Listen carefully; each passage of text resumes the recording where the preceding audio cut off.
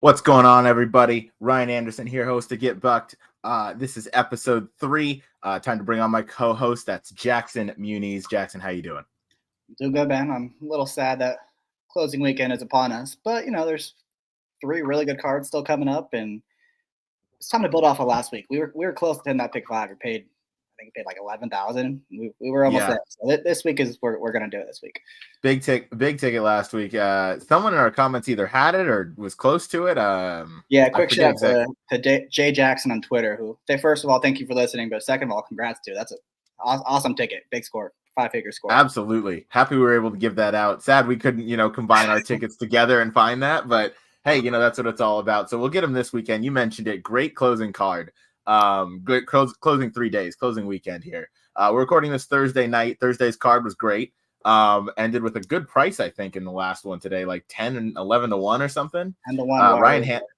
Yeah, wire to wire. Ryan Hansen back up. You and I had talked about that one horse today, the 8 in third leg or something, and looked like he was going to go wire to wire for a bit, and then top of the stretch just threw out the Yeah, anchor, and that was it. that was a trip we envisioned for him. Yeah. He's 15-1. It just doesn't. It's not always going to work out. You're not always going to have the horse when you're betting 15-1 shots. Absolutely. That's the way it goes. However, the way it's going to go today is we're going to go over the early pick 5 for Del Mar on Saturday. That is Del Mar Debutante Saturday for the 2-year-old girls or 2-year-old fillies. Got a great early pick 5 lined up. So if I'm ready, or if you're ready, I'm ready. Let's get on into the start of this thing. You do it. Let me throw our picks up here. Down on the bottom. And again, for anyone watching, please like, subscribe, turn on those notifications. We're going to post a bunch. Get Bucked comes on once a week. I got the Gallop out going once a week. And we got some really cool guests lined up, so I'm excited for that. But getting into this one, we got race 1. We saw this one a little differently, but both of us had the 8 somewhere in the mix. We'll start with you. You picked the 8 on top. The 8 is Steak Fries for Craig Lewis. Conditions of the race: 5 furlongs, 2-year-old state bred on turf. Yeah, this is. I have a couple of reasons for this. First of all, I didn't love the rest of this field. I thought all of the horses that had a good chance to beat him are all stuck on the also eligible list. So if any of those 4 horses were to draw in, I would probably be using them on my tickets. I know I have 11, 12 in there as my second, third picks, but I also thought the 13 and the 14 were also worth a look. I'd be pretty surprised if all 4 of them draw in, but if they happen to, then my ticket is going to be significantly different come Saturday morning. But anyway, as far as Steak Fries, he took a lot of money first time out. It was opening weekend. Again, opening weekend, everyone targets with these 2-year-olds. So that was a really good Calbred race. The runner-up came back to get third in the stake and then won Pacific Classic Day. Third place finisher came back to win. Another horse came back that finished up the track, won last week against Open Company, I believe, on the turf course. So really, really live race that day. Again, took a lot of money, especially for a Craig Lewis horse. Craig Lewis typically gives his horses a start. So the fact that he was taking that kind of money, I think speaks to the talent this horse has. All turf pedigree, turf, European sire, European dam, strong workout since then. And it really wasn't that bad of a race. Showed a little bit of speed from the outside. Again, I've talked about this on every show I think we've done so far. That opening weekend especially was speed favoring and it was inside favoring. And he was the opposite on both accounts. So between all that, I don't think the workouts I saw on some of these other horses didn't look great. So this is a spot where I'm going to plant my flag early on the sequence. I'm all in on Steak Fries number 8. I like it. Also, worth mentioning the 3rd and 9th place finishers out of that last race won next time out. And then their buyer speed figures improved 10 and 34 points respectively. So that definitely seems maybe not, a live race, but certainly a race where some, good horses have come out of there and they've run well in their next start. So I'm with you. That's why I have that horse second. Horse I picked on top was number 7, Prince of Del Mar, not just for the name, but the dam is, has produced 1 winner, 1 second place finisher with first time starters out of 3 total offspring. Obviously not including this one here. That's the 7 here. Andy Mathis, I like where he's placing his horses. Ricky Gonzalez, I think that's going to kind of show the intention of going forward. Same with that 3 furlong kind of blowout drill, 2 back on the work tab there, going 3 furlongs and 35 and 2. I think that's pretty strong. Has good connections. I know the trainer's only 9% with first-time starters. That kind of is what it is. I think with the precocity and the dam, I think we've got a good shot here. The dam herself won second time out, so it's a win early pedigree, and I'm going to take that here. I love those Sir Prancelots getting on turf, going sprinting.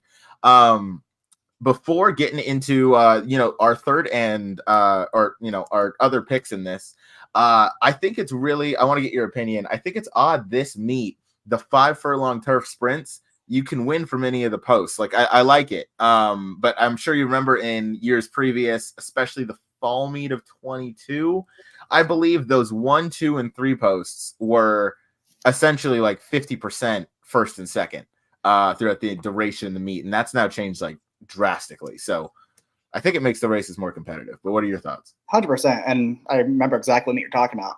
I know there was a summer meet at one point. It was either 21 or 22 where it was at least 50%. It might have been much higher than that. Where it was just you just took the 1, 2, or 3 horse. It didn't matter what the odds were. It didn't matter what kind of style they had. They just won every single race. I don't know if it was a statistical anomaly. I don't know what it was, but it's nice to see that that has seemed to go away since then. It's much more even, especially with the Breeders' Cup going to be here this year. So it is. I'm not sure if maybe it had something to do with like the rail distance, but it was the entire meet, so that makes me think no. It kind of continued, like it decreased a little bit going into summer of 2023 and fall of 2023, but it was still kind of prevalent. And I told Frank Scattoni at the beginning of this summer, hey, this every 5 furlong turf sprint, I'm boxing 1, 2, 3, and I'm just going to see the ROI. I gave up after week 3 because it was very clear that this turf course is playing different, and I'm happy I did because it still kind of proved to be that. So just thought that was a fun note, and it is nice to see the turf course playing fair because you can kind of pick the 11 and 12 and have a fair degree of confidence that, that if they're able to work out a trip, they've got a shot. So yes, I still think it is an advantage to be drawn towards the rail, but I think also these jockeys are a lot more aware of that. So they're, even if they're on the outside post, they're just getting the rail as quick as they can and just hugging it. Absolutely. Absolutely. Yeah, I completely agree. I want to touch on your picks, or I want you to touch on your picks real quick. We'll go to the number 11 first, which I believe you have second here. Trainee for Carla Gaines. What'd you see here? Yeah, I'll be shocked if this horse is 20-1 if he does draw in. Another horse coming out of that same race that Steak Fries was in. Similar trip, was pretty far back the route, didn't really do much running. Second time out, did a little bit better, improved a bit, showed him a lot more speed. But I just think this one is really going to enjoy getting to the grass. Again, Sir Pranceslot sire, hard spun on the dam side. I love hard spuns on the turf. And Rispoli bothers to show up here. So this horse must be able to run on the turf a little bit. He and Gaines do really good work together. So I'm hoping this one can maybe draw in and blow this thing up a little bit. Yeah, absolutely. Yeah, not sure how much of that 20-1 you'll get, but maybe like I'd remain optimistic. We could get maybe double digits. Yeah. Probably low double digits, but still double digits, which is not bad. Yeah, 26% with a 261 ROI for Carla Gaines and 2-year-old trainees is incredible. 2 starts under this horse's belt, already a gelding at 2 years old, but that is what it is. 2 starts, got plenty of experience. I think getting the turf might wake this horse up. I'll touch on number 4 here in a second, which I have third, but I want you to touch on number 12, Cullen J, who looks like the morning line favorite should this horse draw in. Yeah, this was a horse that actually ran against Open Company his first time out and didn't disgrace himself at all. I know that Kale's Angel is supposed to be one of Miller's better 2-year-olds this year, and he won that race pretty easily. And that was a fast pace that he was pretty close up to and did pretty well to stick on for 4th. Again, that's against Open Company. Today, if he does draw in, he'll be facing state-bred horses. That was also for Richard Baltus, who more often than not is giving his horses at least a start or 2 before they're fully cranked up. So if this one does draw in, he should be pretty tough. And I'm not surprised he's favored on the morning line. Yeah, absolutely. In complete agreement with you in terms of if this horse were to draw in, it would be a big threat. I might personally play against just because I think being out at post, it would be 10 if they were to draw in. So out at post 10 is a little wide, but I mean obviously we just saw Motorius win from that post over the past weekend there, but probably a different caliber of horse. But either way, I like the horse on ability. Kale's Angel, was a really impressive winner. Winning any kind of turf sprint by open lengths like that, 1 by 2, is impressive no matter which way you look at it. And this horse ran like he would appreciate, the run and the experience and everything. Didn't do, definitely kept on and like did not disappoint by any means, but Yeah, I think would get better with another start. I would probably just play underneath just because I think is a little wide for my liking. And then off that, we'll kind of go to my third pick, and that's Mark the Money Man. That's the number 4 in this race. Sharp connections here, 13% with first-time starters. Maybe is the strongest numbers you'll find, but Freysu and D'Amato, you can't really ignore the strength of those kind of connections. This horse is also a half to Standing O, who is a decent turfer, both sprinting and routing. So I like the pedigree there. Nothing crazy screams win early with this colt, but I don't know. I like the draw. I like the steady series of works coming in, and I think this is a really wide open race. And I'm not sure. Honestly, 5-1 might be pretty accurate on this morning line. I don't know what your thoughts are, but I think given the competition and the depth of this field, I think 5-1 might be reasonable. Yeah, this isn't one I would want to do the more line for, especially if those outside horses don't draw in. It's just like you have the 8, who is probably going to be the clear-cut favorite, I'm assuming, just with the race and the experience. And then after that, it's like there's not a lot of info to go off of. It's all who's watched what workouts, if they're even available, pedigree, trainer stats, and that's pretty much all we have to go on for a lot of these horses. That is really all you have to go on. All right, those are our picks for race 1. We'll move on to race 2 here. This is a wide open claiming race on the dirt. That's going to be a 6.5 furlong claim 20 non-3 lifetime. Real fun race to handicap as everything is pretty wide open. Seeing how we went here, I went 5-4-10. You went 1-5-6. We'll start on the rail with your horse. That's the number 1, Trust Daddy. What'd you like here? Yeah, this is a pretty similar race to the one we handicapped last week, where we got a $100 winner ended up winning that race. It gave me a giant headache. I don't know.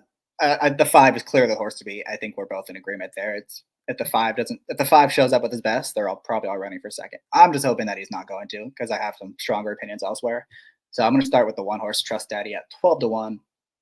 Not a whole lot of speed, I didn't think, in this race. I know the 2 has speed in the past. He hasn't really shown it as of late. And then you also have another horse that hasn't ran a long time on the outside. I think it's the 10 horse who has speed. But other than that, there's really not a lot of horses that want to be forward. This one is going to sit probably right behind the pace. Nothing wrong with the last out effort. That was against much tougher competition on the grass. Respectable 6, I guess, was beating 4 lengths. But again, that was against way better horses. The race I was really interested in was the 1-2 back at Churchill. Churchill's the most Kentucky circuit in general right now is the most money. So those races are usually pretty tough. And right, you pulled it up for me. A lot of horses came back to jump up, not a ton, but 4 or 5 points is pretty significant when we're talking about these $20,000 restricted claimers. So if he's able to run back to those races, I don't think he's impossible here at 12-1. He's going to be forward, like I said. This is from those races, this is a little bit easier spot, $50,000 restricted race. And I know Tiago hasn't had the meet that he's wanted, but he's very capable of winning especially on the dirt. Absolutely. Yeah. No, those are all great points made by you. I think the Sweezy sent over a pretty good string this summer. I think a lot of that was ship and win incentive, which is awesome to see. Bring some new horses to our circuit. And yeah, you bring up a great point. The claim 50 2 back at Churchill, that's certainly a tougher race than what he's facing here. And I know the buyer is only 71, but I think if he runs to that competition, I think that does put him real close. My top pick here was the number 5, who we talked about. You have him second. Definitely the horse to beat. That's Uncle Reg. Yeah, the run 2 back, I just couldn't ignore. Yes, it was at Los Alamitos, so possibly maybe that long stretch, he really relished it. But I went all the way back to his 4th career start at Del Mar. So I see that he can kind of get over the track and he likes it. Not to mention he finished 3rd to Dr. Venkman, who disappointed in the Pacific Classic, but that is what it is. This is going a different distance at a much lower level. So we won't address the disappointment Venkman gave me. Much lower, I think. Anyway, so going 2 back. Yeah, I know.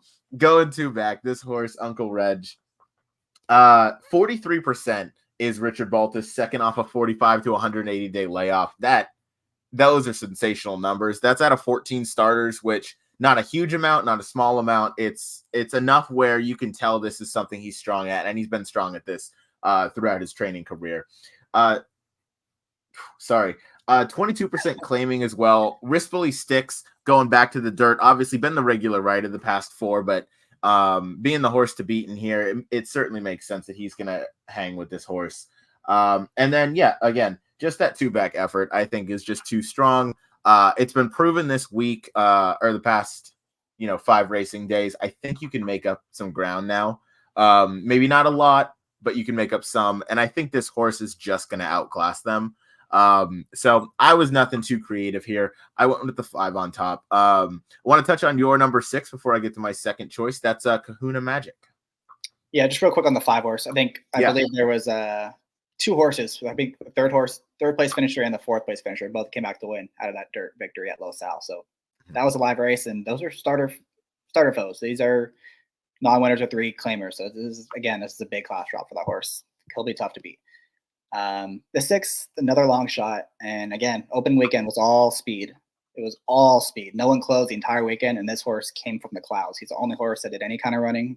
And he won pretty easily in the end. The biggest knock I have is that race seems like it was pretty weak. I don't think anyone's really come out of it to do much running, if any. But again, he's 15-1, and if the pace does heat up, then I'm not going to be shocked if, now this is a kinder track for his style, and he might be able to improve from that performance. So we'll see. To note, this horse was in the last race, and this was that horse at a monster number. You had picked 3rd last week, 3rd or 2nd last week in a similar race. So, that's correct. Not a whole lot of come out to do a bunch of running. However, if Uncle Reg doesn't show up on Saturday here, that really opens the field up. And I can't talk you off of this horse. Ran against the bias. You'll notice that buyer figure stands alone, but then when you look over here, you see that he ran off blinkers. So, maybe that really made the difference. Maybe that made the horse relax or just get into a groove. So maybe that was it. So I'm never going to talk you off of a 15-1 shot. So best of luck to you. I want to talk about the number 4. Oh, yeah, go. No, I was saying let's get another price. Let's blow it up. Well, I was going to go scroll to the 4, but it appears that the 4 is a program scratch. So the 4 was Hula Candy. So I'll pivot over to number 10. That's the horse I have 3rd. That's the horse we talked about a little earlier. That's going to be one of the few speed horses that's in this race. I don't think this horse can rate off the edge of it, off the hip of a horse. I think this horse has to go and just hope he lasts. And honestly, if he runs to the speed, of his last 2 races, Buyer figs are light, but Mullins can have him ready off this kind of layoff. Barrios sticks aboard, which, I mean, you can't knock it. So I got to just stay optimistic that he's going to come in fire fresh, and maybe he's just grown up a little bit. I know he's 5 now. That's not really a huge angle for me, but one to have the pace underneath. But I am pretty strong in Uncle Reg in the spot. Yeah, I can see it. I'm definitely going to use him in my deep ticket where just have several horses in there because he looks pretty long. He's the clear speed. I don't know how much stick he adds, especially at 6.5 furlongs, but yeah, he won't surprise me at all. Yeah, you will see at 6 furlongs. He did kind of shorten up here towards the end, and he was definitely getting caught, and he lost to a next out winner in Lemon Drop Shot. But again, these claiming races, sometimes all it takes is to be on the front end, and these horses just don't really know how to pass other horses. So on occasion, it can be as simple as that. On other occasions, you have a horse like Carol's Comic that just blows up the tote. So, real quick, Ron, yeah, real quick, what are your thoughts on the 7 horse in this race? He's 2-1, second choice. So, and he hasn't run in a long time. I was just curious if you just completely against him, or you just liked other horses a little bit better. Like, what was your thought process? I gave him a look. I had him 4th. I'll pull up my notes here. He's running for the waiver, which is at the very least an optimistic sign. Trainers 27% first off the claim. Speaking of Mark Glatt. 24% of over 180 days, 21% with the jockey trainer combo. So you can't knock the percentages here. This is strong in every category for Mark Glatt, including the jockey that's booked. You don't see a further drop in class off this layoff, so that's obviously cause for optimism maybe. you don't see a hike up, but again, running for the waiver. So he's protected in this spot. He clearly fits. This is kind of where his level is. As you can see from the last run in August of last year, over a year ago, ran second to, Santos to Wilson is the name of that horse. So I don't like him. I'm not going to use him anywhere. But I mean, if he comes back and he fires well, obviously the trainer's got really strong numbers in this spot. What were your thoughts on him? Yeah, I mean, he's got back numbers, obviously, that would make him pretty competitive. I know he split the field on opening day last year against a pretty solid field. I know this is Gantoni's guy, Glatt. He loves Glatt, and he sprints off the bench. So I just wasn't sure what to expect. I know he has the waiver claim, but 2-1 seemed pretty low to me. Yeah. Worth mentioning, it's not in effect with this horse or any of the ones in this race, but with a new, I believe it's a Hissa. I don't know how to say the HISA. Yeah. We all know who we're talking about. There was a new rule put in place pretty recently that allows a horse to run for the waiver for 2 races off of a 4-month layoff. So that's something that I'm going to have to certainly adjust to and looking, because that happened earlier in the meet. I believe either with a Baltus or a Mark Glatt horse. I might be wrong. It might be Bob Hess. But either way, that angle was used, and I don't know. I don't think that horse won, but it is something that's, interesting to look at just from a ownership perspective, where you can drop and still protect. Right. All right. Moving on to race number 3 here. We got a good race. We start getting into the kind of meat of the pick 5. We got a mile turf race for 2-year-olds. It's open company. Another really deep and competitive race, yet we landed with the same horse on top. We both went with the number 3. Phil D'Amato trainee, Ironman Cal. How'd you land here? Yeah, a lot of 2-year-olds in the sequence, which I don't have a problem with that. I think I love that. You get rewarded for diving deeper into these races, I think, for sure. Mm-hmm. This horse is supposed to go long, right? Collected out of a Kitten's Joy mare, and did fine. Was drawn wide, two or three out on the turn throughout. Showed a lot of tactical speed, and just kind of ran evenly. And that's kind of what I expect with these D'Amato horses. If they happen to win first time out, he's great for him. But that's not really what he's trying to do. He really targets, I think, these second races, especially with a horse with this kind of pedigree, and considering how much they paid for him. Fraser Zubauer stick around, sprint route again, like I said. And I don't know. I just can't take these Baffert horses on turf, man. If they show up here, this isn't what they buy for. They don't buy for the turf. They don't. So when they're showing up here, I try to beat them, unless they're crazy long shots, which this one down there is not. So we're going to try to beat this guy. Absolutely. Love the points and the insight there. I'm completely with you. I toss any Baffert on the turf. I do want to talk about them briefly, because they are, going to be talented horses more than likely in their own right. This horse number 1, Zabo, I assume Zabo, is out of Justify. That does kind of scream turf. It feels like, based on these dirt works, maybe just not showing what Baffert wants to see in the morning. So maybe that's why they're trying him on turf, being out of Justify, costing $700,000. Worst case, I know, I forget the name, but Baffert had one that started first start was 2-year-old routing on the turf. Obviously didn't win, and then they switched him back to dirt, and I think he won either his next out or his third start after that. So this could just be a pure stamina move. Coach Prime, thank you. Just try and get some stamina into him, similar to that move. And if I'm not mistaken, Coach Prime was also Zidane. I believe so, yeah. And then we have King. Yeah. For what it's worth, the 1 and 4 have been working out together, and the 4 is pretty clear. They've been the better of the 2 visually, but that also was on dirt. So I take that for what it's worth. Absolutely. And personally speaking, I like the breeding of the 1 more than I like the breeding of the 4. But yeah, as you mentioned, the 4 has been outworking the 1. So who knows? I toss them both. Yeah. Before I get to my second pick, I want to mention a few more things on the 3, because I did some more digging. Because this is one of those races where you want to. The 5th and 6th winners, the 5th and 6th place horses in Ironman Cal's debut race won next time out. 3 winners from that race came back and they all improved their buyer speed figure. So that's something to look at. Again, maybe not the most key race, but definitely something where horses are improving out of them.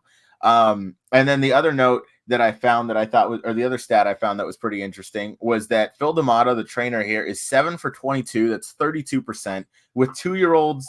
This is specific 2-year-old turf second time starters going sprint to route. So that's a very specific, stat to look up. However, 22 starters from that sample size is pretty decent. Yeah. So to me, it at least shows that that's a move that he kind of has in his repertoire that he goes to a lot. So having that at 22% was enough for me to kind of feel confident to use him here. And yeah, we, again, in a wide open race, we both landed with this horse on top. I want to get to your 5 here. Stingray Shuffle for Michael McCarthy in a second. I'm just going to touch on the 8. That's a Cool Air, also trained by Phil D'Amato. Umberto Rispoli is going to stick aboard here. I watched the replay, his first out at Down Royal in Ireland. Closed with some decent interest. Obviously, big price at 33-1. Has had 4 steady works on the work tab since shipping in here. They hit it 23% with an even $2 ROI, so you're not losing or winning money with this combo.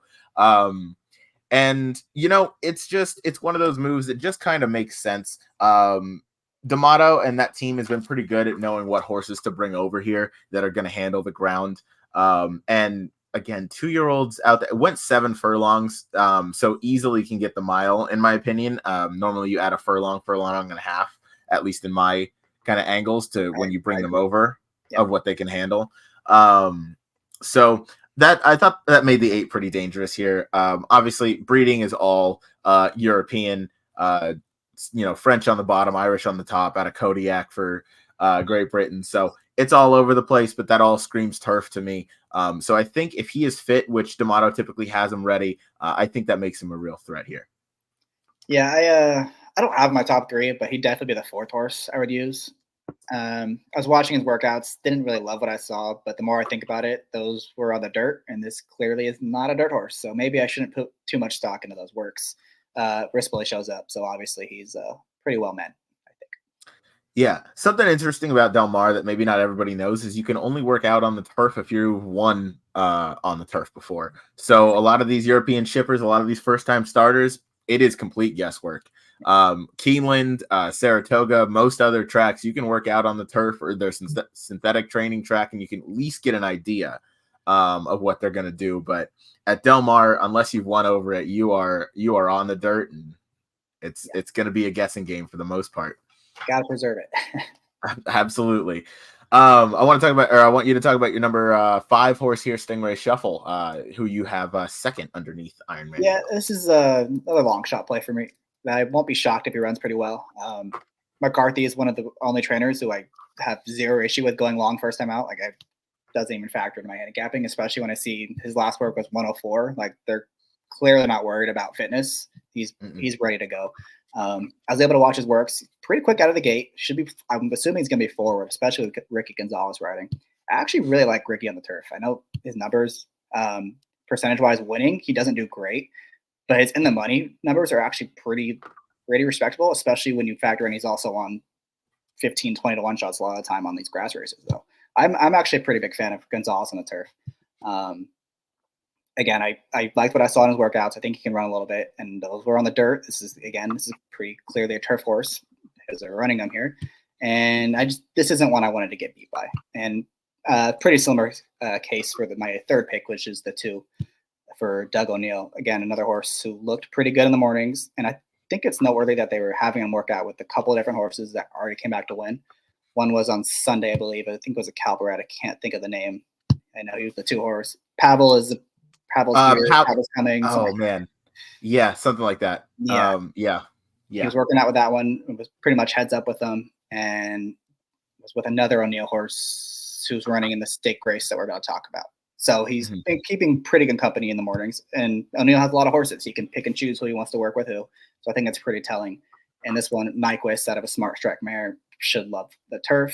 O'Neill's just 1 for 11. Sorry, first time out going long. But he's very capable of doing it, so I won't be shocked if this horse runs well. Absolutely. Yeah, I like the way that you and I saw this race. I'll get to my 3rd pick here in a second, but I do want to talk. Yeah, number 5, we had similar notes. One of my notes on the 5, that's Stingray Shuffle, just says Ricky on board, forward intentions likely. We're probably going to the front on the turf with Ricky. And then number 2, for video review. I'm not going to use this horse because I don't love this jockey on the turf, but he has beat me on the dirt. He beat me with that other Pavel horse on Sunday that you just talked about. This horse is also a half to Good Lord Laurie, who's 2 for 3 on turf and ran 4th in the Penn Mile behind First World War and Trickery, who are 2 very talented horses in their own right. Yeah. So certainly has the breeding. And something else I thought was funny. I'm sure you know this horse, full sibling to the $2.6 million purchase Bletchley Park, who was originally trained by Baffert and is now, I think, trained by Sean McCarthy. But yeah, what a horse that was. I remember when that horse made his debut and never really lived up to that billing. Not quite, no.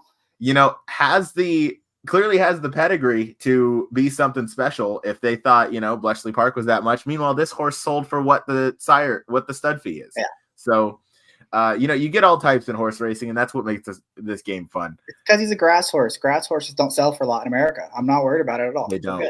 Yeah, absolutely. No, I'm in lockstep with you on that one. Everybody's derby chasing, but there's a lot of good turf races, especially now that we're kind of trying to emphasize more on that here in the U.S. Just look at the Kentucky Downs money, man. It's crazy. Just target that meet. It's nuts. Speaking of which, best jockey in the world comes to Del Mar on Sunday. So we'll talk about that one. A little teaser for our show that we have coming up here. But I want to talk about number 10 here. That's Curvino before we move on to race number 4, which is the Del Mar Debutante. This horse, I liked it. Obviously picked him 3rd, so don't want him on top, but 2 sprints on dirt and held his own. You know, 2nd place last out, came back to win. That's Emerald Bay. McKinsey Street was a decent horse for Tim Yachtin, who is running in the debutante that we'll talk about here shortly. Trainer Peter Miller is 3 for 18, 17% with a good 378 ROI going dirt to turf with 2-year-olds stretching out sprint to the route. So I like that angle. It shows, again, some sort of intention, at least that he's done it before with a fair amount of success. And the dam is 16% with turf routers. So I just think decent horse to use underneath. 5 to 1. I don't love that price. I'll be honest. I don't want to take anything less than like 8, 9 to 1 on this horse.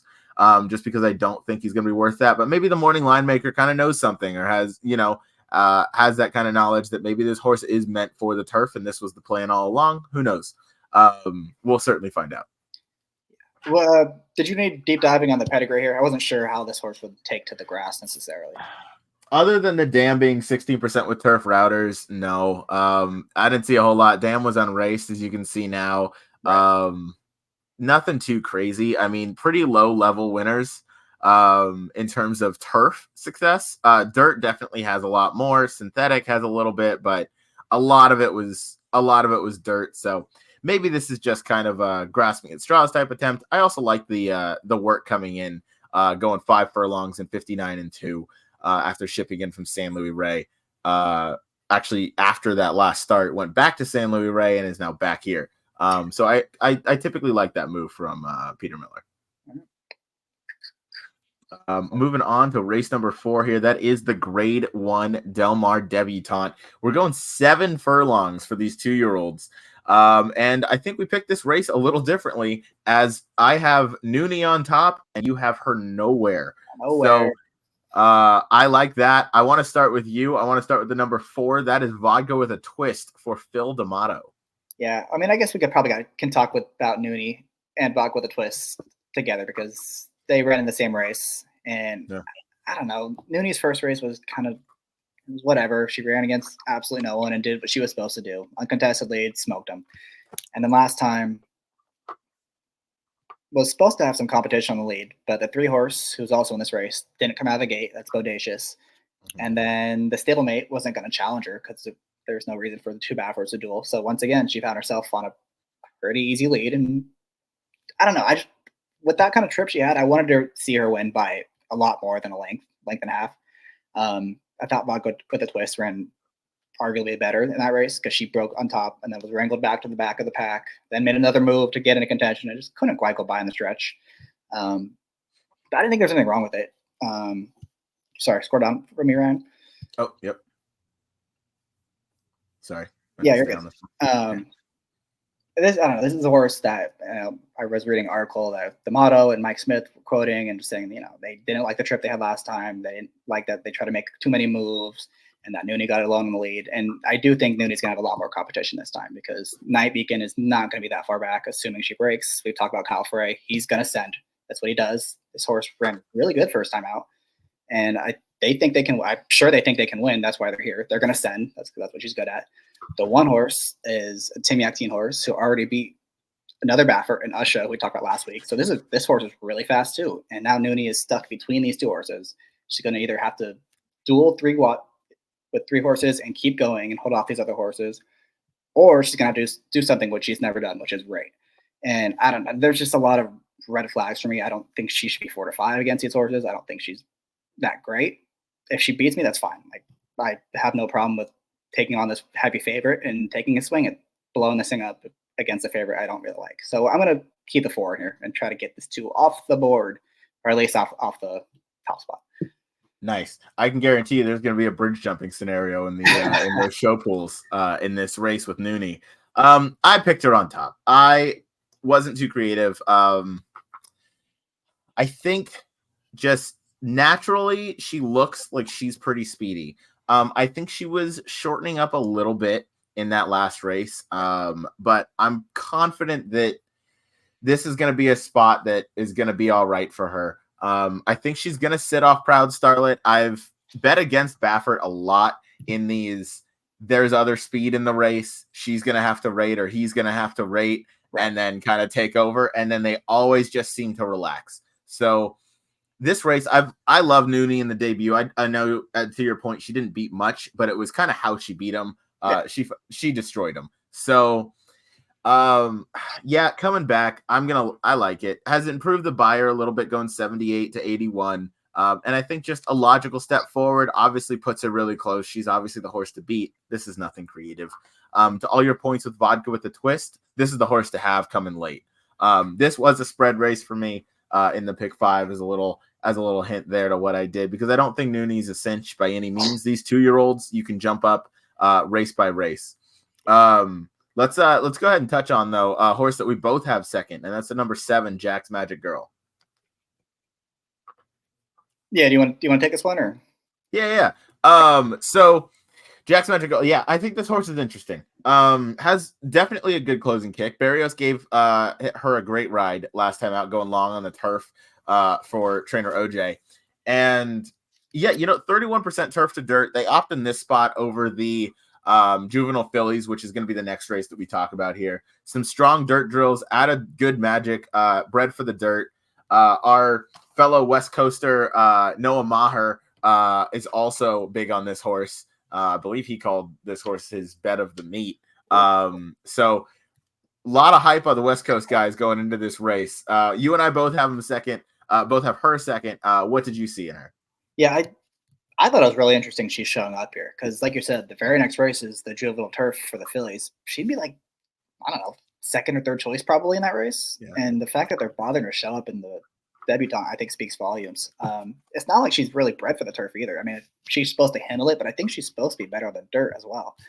And I don't know. I liked what I saw in the debut. I don't think it was the greatest field ever by any means, but it was a pace that pretty much held together. She's the only horse who did any kind of running from behind, and she did what she was supposed to do, and she won by 3 lengths. That's a pretty significant margin on the turf course, and she's going to be drawn outside. My whole thing in this race is I'm hoping that they go fast, and I'm not worried about her getting the distance, and I'm not worried about her finishing off this race. So 8-1, I'm going to take a chance with this horse, Jack's Magic. Yeah, I completely agree. Again, there's a lot of good horses, I think, coming out of that debut race that she had going a mile on the turf. And we'll talk about it going into the next race because there's 3 or 4 runners in there that are coming back to run in the juvenile fillies. So I'm right with you. I don't think this horse is going to have a problem getting the 7 furlongs and is definitely going to be flying late as they kind of wrap things up. So, yeah, if they go fast early, she's got a real shot from that outside draw to go and catch them and just pick them all up. Moving on to race number 5 here. You went 2 deep. I went 3 deep. We saw it a little differently. I have I have the 1 on top. I went 129, and you went 24. So naturally, I think we'll have you lead off with the number 2. That's thought process. Let's hear your 15-1 shot case. I can't wait. I can't wait. Sorry. Okay. Yeah, no, I got Madonna Loretto. That is Phil D'Amato, Armando Ayuso on board. Ayuso's ridden the turf pretty great. I mentioned earlier in this recording that Phil D'Amato, 7 for 22 with the 32%, 2-year-olds, turf to dirt, turf second start, stretching out from the sprint to the route. Goodness. I noticed something weird that this just changed when the morning line and post positions. Did you notice the jockey that was originally booked was R. Jaime? I did, and I didn't know who that was. I'm like, huh. Okay, I was going to ask you if you know who that is. I don't. I like seeing Ayuso here. Obviously, Fresu hops off, but that is what it is. D'Amato, 16%, second time out overall. That's not anything to, shrug off. Sire Caravaggio is 18% with turf routers. Dan was a router on turf. And then I just think this horse kind of ran in place on the debut. And if you remember from last week and maybe the week before, it's an angle I love. If you just kind of run in place going a turf sprint, that screams stretch out for me. So I think this horse has the breeding, has a good post draw from the number 1 hole. Ayuso has definitely ridden above what I think a lot of people thought he would in terms of riding on the turf. And yeah, I mean, he also won the grade 3 Cougar stakes early on in the meet on Midnight Mammoth. But yeah, just again, I think good draw, good horse, good trainer. Little Red Feather, obviously no stranger to the winner's circle as they point for this meet. So I think it's just a good sign that this horse shows up here. Yeah, can't argue with anything you said. And at 15-1 for 2-year-olds, I'm happy to take that. Yeah, and Sophistry came back to win. That was the runner-up. So that was pretty good race, probably. I mean, I didn't look at anyone else, but I know that horse did come back to win. I did see that she's entered tomorrow, or I guess that is tomorrow, Friday. Yeah, tomorrow. Tomorrow for us. By the time you're listening, it'll be Friday. She's entered Friday. Same connections as my top pick, which is Little Red Feather and Phil D'Amato. So if she does happen to run there, I think that would probably bolster my opinion of my 2-horse because they don't want to put those two against each other. So yeah, I would agree. So the 2-horse thought process, he's nothing fancy, 9-5. This was a horse I had on my eye on before the meet even started. I know I may have talked about this before, but DRF publishes their meet preview of 2-year-olds, and D'Amato was quoted as saying this is one of his exceptional fillies. He only there was 2. This was one of them. I can't think of what the other one was, but this is one I've had my eye on. Really liked the debut effort on the dirt against Proud Star that we just talked about, show we've talked about, and she more than held her own that day. Was on the lead, ran kind of evenly like we just talked about. Big gallop out. Loved her last time out, and she crushed. I mean, she was from the 9 post, stopped a pop pace, blew the doors off that field, top of the stretch. She wasn't going away. I think she's really good, and it's going to take a pretty big jump up for someone else to beat her. Cozy inside draw, Hector Barrios. Come beat her. She's the one to beat. Yeah, I absolutely agree with you. 81 Buyer turf routing as your debut on turf as a 2-year-old is exceptional. D'Amato definitely high on this horse. September 1st was that last workout with a 102 bullet. Michelle Yu runs the Daybreak at Del Mar, which is an opportunity to go and kind of watch all the morning works.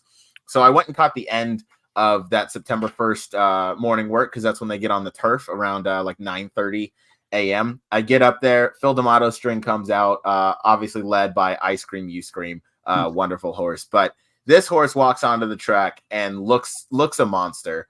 And then followed by Michelle Yu saying this horse just broke her maiden. She's a future stakes winner.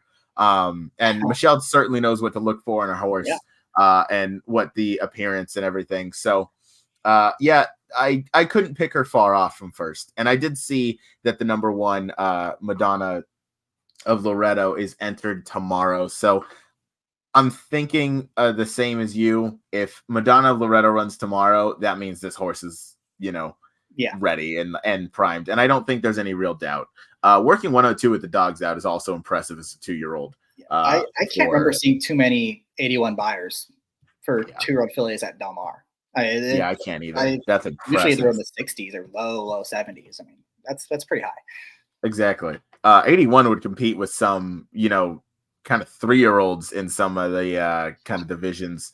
Maybe not 81, but it's around there sometimes. Yeah. All right, I want to touch on the horse you have second to this horse, and that is number 4, Fondest Dream. Yeah, this is the only other horse I need. I wasn't able to watch the replay or anything, but she did win going 5 furlongs, and mostly this is a workouts angle for me. Baltus and Frezu, they do good work together. Not too many races together, but they do win. Mostly because I've been watching her workouts. She's been working out with, oh my gosh, I can't think of the name of the horse now. A Baltus filly that ran second last week in a allowance race, 3-year-old filly. So she was working heads up with that horse. And then I believe she outworked another Baltus 2-year-old filly that's entered at Kentucky Downs on Saturday, one of those $2 million races. So keeping good company in the mornings, more than holding her own. Not going to be surprised at all if she can run. She's going to be more of a backup for me, the only backup I'm going to use, because I'm going to lean pretty heavy on this 2 horse. But I'm not. This is the backup horse. 5-1, Frezu, Baltus, good to go. I like it. I also caught this horse working out. Also worked on September 1st. Also looked good. That was a pretty easy kind of maintenance looking work, but certainly did it the right way, which is what you want to see. Especially for a 2-year-old, just professional, nothing too crazy. So that is what you want to see. Frezu on the turf, there's no downside to that. No. Horse I have third, that's the number 9 that I want to touch on right here before we kind of get to our pick 5s that we put together. That's Caitlin Fever, Peter Miller, Rayla Gutierrez, Gary Barber owns. I was high on this horse first time out. I thought this horse was going to be really relish the turf off that debut, sprinting 4th place finish on dirt. So I love this horse coming back out, stretching out. I thought, out of a Ghost Zapper mare, out of an Uncle Mo sire would really appreciate it. Obviously, I was wrong, but ran a pretty credible race. Finished second to Jack's Magic Girl, who, was really one of the only ones that closed and made up any real ground in that race. And we obviously just talked about Jack's Magic Girl, who's running in the debutante race before. So I think Caitlin Fever's got a real good shot to improve second time routing. Should build on that first effort routing on the turf, as I mentioned. And I think this horse, obviously the 2 is going to be really tough to beat, but this is my kind of other horse outside of the other D'Amato that I'm going with in the spot. Any thoughts on the 7 horse? I believe it's whatever the saddle Super horse Speed. is. Super Speed. Yeah, Super Speed. She's in the same race that your 1 horse is, I believe. She is. Yeah. She is. I thought it was interesting. Certainly a vote of confidence for thought process that Barrios lands here. Yeah. So I thought it was one of the rare upgrade moves when a jockey leaves, going from Barrios to JJ. And that's no disrespect to Barrios. Barrios is an amazing jockey in his own right, but Juan's the leading rider and has been since Pratt left. So seeing Juan hop aboard, obviously that gives you some confidence. I love the Flying Dutchman ownership group just for their name, just to throw that out there. It's pretty sweet. So, but again, out of Justify, sire, or out of Justify, excuse me. And then bottom side, I didn't look too much into the pedigree other than European, so it's gonna, relish the turf. Sadler obviously just had a monster winner the other day on the turf. That was on Monday. On Monday. Yeah. Monster. I forgot the name. Anyway, he was the 9. It was raw ability. Raw ability. He got some raw ability. That was crazy. Has some raw ability. It was so green all over the track. So green, and just watching a horse fly like that. Like the last horse I saw just accelerate in the last 100 yards and pick up everybody was Yabir in the Breeders' Cup turf. Call that an overstatement if you will, but that horse absolutely got shot out of a cannon. Yeah, I had the horse that he caught, so thanks for that. Oh, that's my bad. Super Speed, obvious threat in here. If this horse is anywhere near 6-1, I'm going to involve this horse in a lot of vertical bets, excuse me, because that's an overlay as it is, plain and simple. But I don't know. I I don't know. For whatever reason, I didn't land on this horse. I think part of it was that Sadler is only 2 for 17 with 2-year-old turfers going sprint to route. So that number is low enough where it's going to kind of get me off, at least in this spot. Again, 6-1, I would take that. I think we're going to get 3-1, maybe lower, maybe 5-2, just with the connections alone, let alone out of Justify, let alone 1 to first out. So just wasn't a horse I wanted to use on the stretch out. But yeah, those are kind of my thoughts on the 7. How about you? Yeah, I mean, again, my top pick is the 2, and the way this is a little guesswork, but I think if you're going to beat the 2, it's going to be from way off the pace. I don't think you're going to have someone get away on the front end because the 2 is very tactical. She'll be right up on the lead, probably right behind this horse throughout. So that was kind of my thought process. Is the 2 just a little bit better than the 7 and has a lot less questions to answer. She's never gone long with the 7 horse, obviously. But again, was that pun intended with that was your thought process, or not was at all? Just... That was a happy coincidence. There we go. I like that. Yeah, it's a good sign. It's a good sign. But yeah, again, that was kind of just the way I was thinking about the race. If the 2 horse gets beat, I think it's going to be someone from way out of it, and I'm guessing that's what the 4 is going to try to do. That definitely makes a lot of sense. Yeah, honestly, the only reason I chose Madonna of Loretto over the 7 Super Speed was the trainer stats and the difference in morning line, or difference in what I think the actual odds are going to be on that horse. And I think, both coming out of that race, both doing similar running. Obviously, Super Speed won, but I think the 1 kind of looks more of the stretch out type angle that I enjoy seeing. So that was how I saw it. I do want to get to our pick 5 tickets because I think they're really interesting, and I think they do have a shot to pay a decent amount. Before we do, with the Breeders' Cup being at Del Mar, do you think there's a Breeders' Cup juvenile winner in this field, or I'm sure we're both in agreement that there is a starter? Yeah, I mean, definitely. I think this 2 horse is really good, and she'll be in the race, assuming she wins today and Saturday, and we're gonna find out what the Euros bring over, because they usually bring over some pretty good horses. But again, like we talked about earlier, I can't remember a time I've seen an 81 buyer in August from a Del Mar 2-year-old. It's going 2 turns. It's been a long time. I can't think of anybody. And if she continues to progress as these D'Amato horses typically do, then I'm not going to be shocked if she gives a good account of herself come November. I completely agree.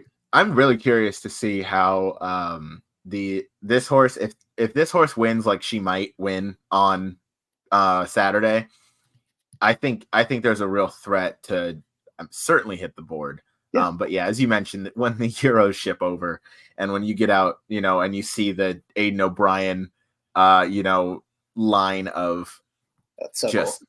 it's very cool, that convoy just coming down the track. It's nuts, but it's an actual cavalry charge. Just it genuinely is. So I think though it is going to be interesting to see, because I think the U.S. does have we've really put an emphasis into our turf breeding the past few years. So I think that's really kind of added to the competition aspect. Last year, as an example, we had Up to the Mark in I believe the Breeders' Cup Mile on turf. Ran he was in the third.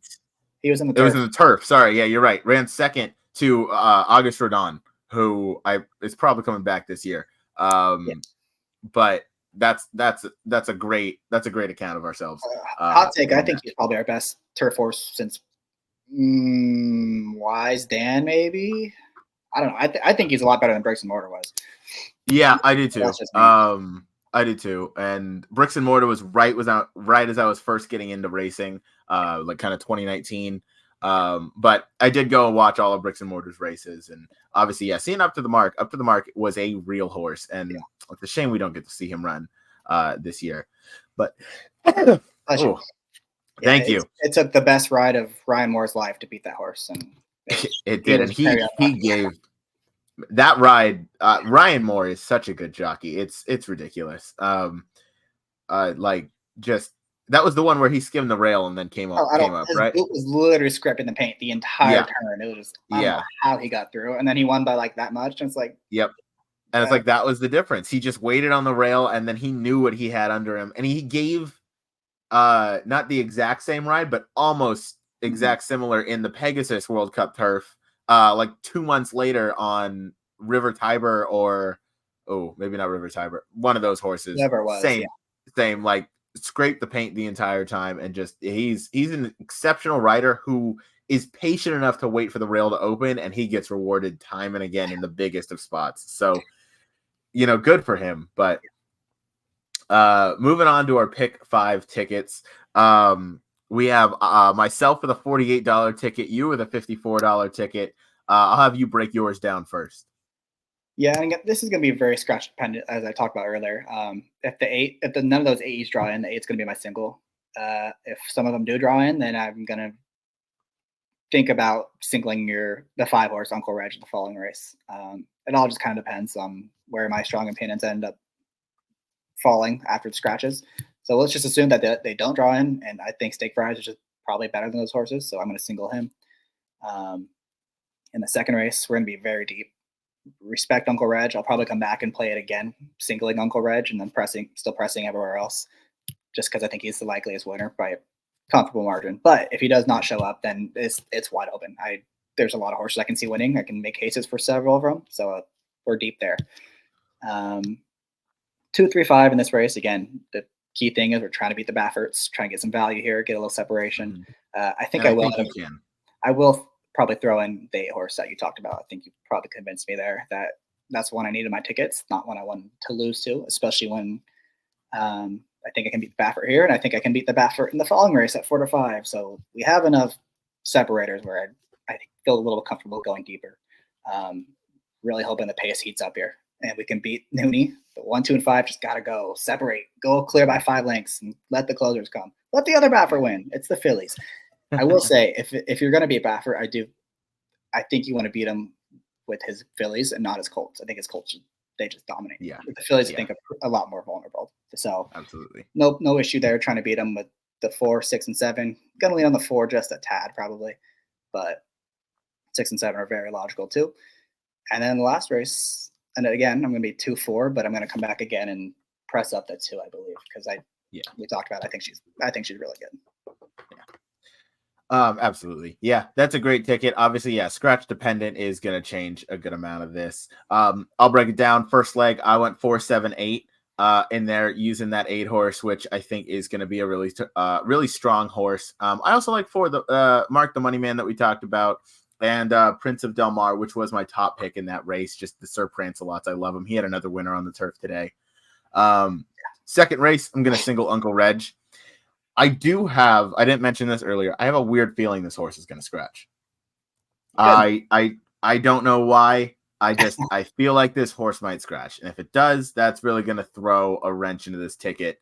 But I think I'm just going to counter it by singling because I also think Madonna of Loretta is running tomorrow. So I would just single thought process. Again, scratch dependent for sure. And, adjusting the tickets is part of the game. And it's part of what, the handicapping what you got to take into account. I'm still going to fade this 7 touchdown Brown pretty much no matter what. I just don't think he's the winning type, and I just don't think this is a spot for him. I am going to like the 10. I don't know that I'll press him up necessarily, but I do like that he's almost lone speed in here. Looking at the other form that goes on in this race. Moving on to race 3, I'm just going to go 3-8. I'll keep it pretty skinny. I know they're 2-year-olds. I like Ironman Cal on the stretch out, and then I like Cool Air also for Phil D'Amato. First time in North America, Rispoli on board. I'm going Rispoli and Fresu, going routing on the turf for D'Amato. I mean, if I lose, I lose. I like the breeding enough. I like everything that's going down. And then, as I mentioned, moving into the debutante, I'm 4 deep in here. I'm 2, 4, 6, 7. I think Nooney is the horse to beat. Obviously, that's not saying anything crazy. I think Vodka with a Twist has run some really bang up races. Has traveled to, this is 3 different racetracks now in 5 starts. That's well traveled for a 2-year-old filly. 1,000 Words has been really good with his 2-year-old offspring. Obviously, you have the Queen's MG up at Saratoga, who went 2 for 3 in the Philly Stakes there. So that's no slouch. So yeah, debut at Keeneland too for Vodka with a Twist. That shows some like real precocity in there and some real hope. And then 6, Other Baffert, always dangerous. And then 7, we talked about the 7, Jack's Magic Girl. This horse, honestly, the number 6 again, Tenma, $850,000 for Bama Corp. Nothing new. Beat Usha. None of this is really new. Did break slow and then closed like she had some talent though. So I think you had a great point. If you were ever going to try and beat Baffert, it's with the Phillies, not with the Colts, because those Colts are the real deal. We saw it with Muth coming back off the layoff to beat, 3 of his other Bafferts or 2 of his other Bafferts. So then to end the day or end the pick 5, I'm 1-2-7-9 in the 5th race. So Madonna Loretto, who we talked about, Thought Process, who is the horse to beat and looks a real threat in here. I am going to use Super Speed on the stretch out. I think maybe we might get a little bit of value in the pick 5s. And then I do want to keep Caitlin Fever in there because I think if she does, she's going to have to jump forward a considerable amount off of this first race. However, Jack's Magic Girls, we mentioned running in the debutante. I think highly enough of her that I think this might turn into a key race. And we didn't really touch on the 12, which is Sea Runner. Sea Runner is a half to Johannes, and we all know what a beast she is on the turf, or what a beast Johannes is on the turf for Tim Yakteen. So I thought maybe we had some chances to find a price in here if it wasn't Thought Process. So yeah, I landed on Caitlin Fever. It's going to be a $48 ticket. You got a $54 ticket. And I like the way we each kind of structured it. Yeah. I mean, we're going to get some separation there if we can beat Baffert in that 3rd leg, assuming he takes money. I don't know. Maybe it's even starting to be like common thinking to try to beat him on the turf. I don't know. It kind of, I'll wait and see what happens on Saturday with as far as the price of those 2 Baffert on the turf horses. So I don't know. We'll see. I'm in lockstep with you for sure. It's going to be interesting to see if people are kind of catching on to the fade Baffert on turf, or if they're still going to just give money just off of the connections of Zidane and SF Racing, because obviously those are strong. Those have been winning connections for a very long time, but he's 2 for his last 33 first time on turf, and that's going to be the same stat line with both the 1 and the 4 in that race. So that's going to be an opportunity to beat him. Absolutely. So that's going to be interesting. This was a great early pick 5 though, closing Saturday. We might as well tell everybody on Sunday, or not on Sunday, we'll release a video on probably Saturday. Saturday, got to be Saturday because we're recording Saturday. So I'm all over the place. It's late. We're going to release a video on Saturday going over the entire, going over the entire Sunday card for closing Sunday at Del Mar. I can't believe the end is already here. It's so sad. This was an awesome summer. It definitely has to be my favorite. Obviously with me working at Del Mar, starting a YouTube, getting to meet you, getting to meet Frank and Tom and all everybody else that we're going to have on. So we're going to have Noah Maher, West Coast Bias, join us for the Sunday program where we go through every race. You'll get all of our picks. And yeah, I'm excited for that. But I hope our pick 5 tickets hit, because obviously we were this close last week, especially with Carol's comic, the pick you had. So hopefully we can run that right back. Beat that Baffert. You might get something that would pay close to that if you can beat that Baffert with the right horse. So I'm interested to see. But yeah, this is an awesome card. So that was a lot of fun. Yeah, and if you thought this sequence is tough, wait for Sunday's races, because those were just looked a very brief look so far, but they look impossible. And the entire card is like that. So yeah, competitive final day of racing. It's going to be fun. Maybe we have to get like a friendly wager with the 3 of us going for that day or something. Yeah. Just something to really put the edge on. But thank you everybody for joining us. We'll see you again on Sunday for the card. Thanks for tuning in. Hope these pick 5s hit, and good luck this weekend.